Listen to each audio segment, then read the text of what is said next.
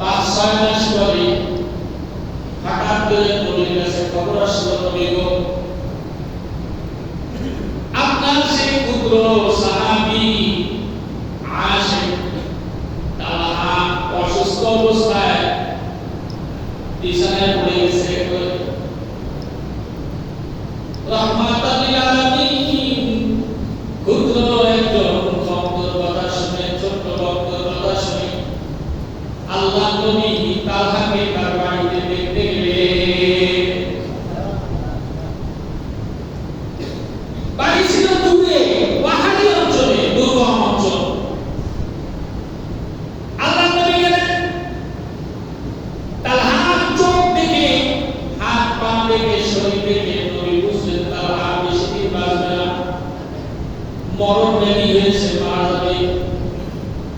আল্লাহ নবী তালহাকে সান্ত্বনা দিয়া ওনার যারা ছিল ওখানে দেখতে গেছে, আত্মীয় স্বজন যারা ওখানে ছিল তাদেরকে বলতেছে, শোনো, তালহা যদি মারা যায় তাহলে আমি নবীকে খবর দিবা, আমি নবী নিজে নিজ হাত পর দিয়া তালহার গোসল করাবো, আমি নিজে গোসল করবো, তালহার কাফন আমি নিজের হাতে করবো, কাফন পরাবো, আমি নবী নিজে তালহার জানাজা পড়াবো। সব সাহাবীরা শুনলেন। সাহাবীরা বুঝতে বাকি রইল না তালহাকে আল্লাহ নবী কি পরিমাণ ভালোবাসে। নবী চলে আসছে। অল্প কয়েকদিন পরে তালহা একেবারে যায় যায় অবস্থা।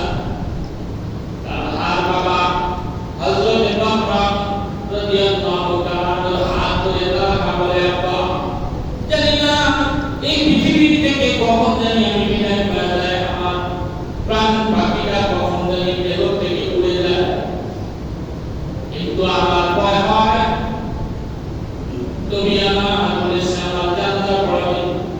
ও বাবা, আমি একটা কথা বলি আপনাদেরকে, চলো, এই রাতে যদি আমার মৃত্যু হয়ে যায় তাইলে নবীর কাছে আপনারা এই খবর পৌঁছাবেন না। সাহাবীরা আশ্চর্য হয়ে গেল। আল্লাহ নবী নিজে বলে গেছেন জানাজা পড়াবেন, গোসল করাবেন, কাফন পরাবেন, দাফন করবেন, তুমি বলতেছো নবীকে খবর দেওয়া যাবে না, কেন যাবে না? বলে, বাবা, নবী আমাকে ভালোবাসে, এই জন্য নবী বলে গেছে, আমিও নবীকে ভালোবাসি। আমাদের বাড়ি যে এলাকা, এটা দুর্গম এলাকা, এই রাতের বেলায় যদি আপনি নবীকে খবর দেন তাহলে নবী চলে আসবে, কিন্তু এই পাহাড়ি দুর্গম অঞ্চলে আসতে গেলে আমার নবীর কষ্ট হবে, আর আমি চাই না আমি তালহার কারণে নবীর কষ্ট হোক। ভালোবাসা কাকে বলে?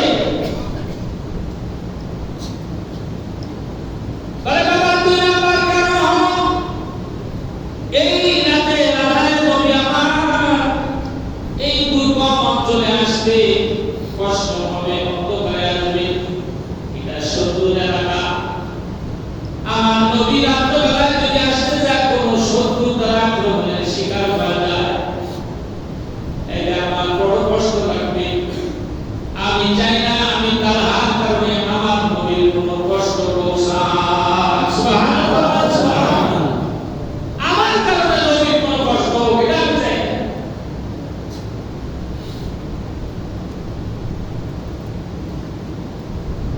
রাতে রাতারে কয়েকজন মানুষ মিলে হযরত তালহার ইন্তেকাল হয়ে গেলে গোসল দিয়ে দিল, জানাজা দিয়ে দিল, দাফন করে দিল, নবীর বলল না। সকালবেলায় নবীর কাছে খবর পৌঁছাইছে, নবী গো, আপনার একজন ছোট্ট আশিক সাহাবী তালহা অসুস্থ ছিল, সে তো গতকালকে রাতে ইন্তেকাল হয়ে গেছে, তার জানাজা হয়ে গেছে, দাফন হয়ে গেছে। আল্লাহ নবী চোখে পানি ফেলাইলেন আর বললেন, আমি না বলেছিলাম তোমরা আমাকে খবর দিবা, আমি নিজে তালহার গোসল দিব, অন্যান্য কাজগুলো আমি নিজে করব বলেছিলাম না? বলে, হ্যাঁ, আপনি বলেছিলেন প্রস্তুত ছিলাম আপনাকে খবর দেওয়ার জন্য, কিন্তু নবী গো হযরতে তালহা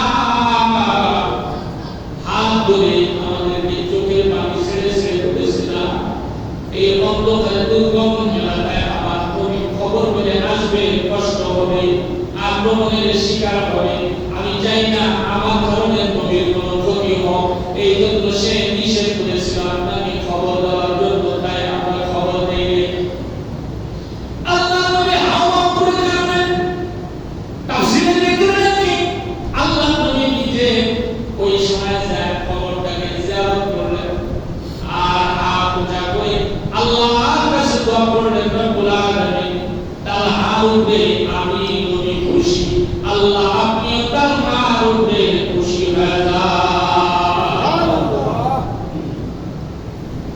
इसके नबी अगर जिस दिल में हासिल नहीं, लाखों चीज हासिल है मगर कामिल मोमिन नहीं, लाखों चीज हासिल है मगर कामिल मोमिन नहीं। সাথী রহমতুল্লাহ বলছে যার দিলের ভিতরে নবীর ভালোবাসা নাই, হাজার গুণ তার মধ্যে থাকলেও সে তার ঈমান পরিপূর্ণ না। নবীর